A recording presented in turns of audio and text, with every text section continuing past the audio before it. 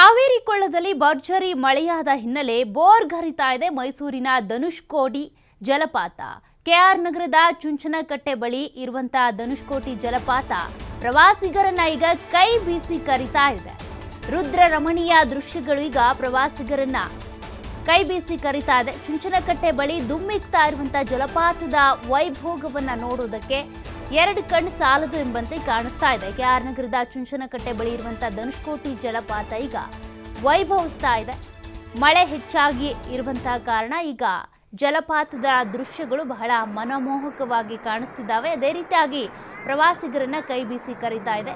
ಮನಮೋಹಕವಾಗಿರುವಂತಹ ಜಲಪಾತವನ್ನ ನೋಡೋದಕ್ಕೆ ಬೇರೆ ಬೇರೆ ರಾಜ್ಯಗಳಿಂದ ಕೂಡ ಬಂದು ಇಲ್ಲಿ ಇರುವಂತಹ ಸೊಂಪಾದ ಜಲಪಾತವನ್ನು ನೋಡ್ಕೊಂಡು ಹೋಗ್ತಾರೆ. ಸದ್ಯಕ್ಕೆ ಕಾವೇರಿ ಕೊಳ್ಳದಲ್ಲಿ ಹೆಚ್ಚಾಗಿ ಮಳೆ ಸುರಿದಿರೋದ್ರಿಂದ ಧನುಷ್ಕೋಟಿ ಜಲಪಾತ ಏನಿದೆ ದುಮ್ಮಿಕ್ತಾ ಇದೆ. ತನ್ನ ಸೊಬಗನ್ನ ನೋಡೋದಕ್ಕೆ ಅಂತೇಳಿ ಈಗ ಅನೇಕ ಪ್ರವಾಸಿಗರು ಕೂಡ ಇತ್ತ ಬರ್ತಾ ಇದ್ದಾರೆ.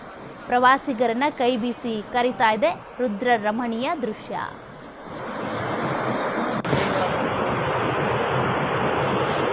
ಬರೀ ಕಲೆಕ್ಷನ್ ಮಾಡ್ಕೊಂಡ್ರೆ ನಿಂತ್ಕೊಂಡ್ರೆ ಆಗಲ್ಲ ಅಣ್ಣ, ಎಲ್ಲಾರು ಮಾಡಬೇಕು.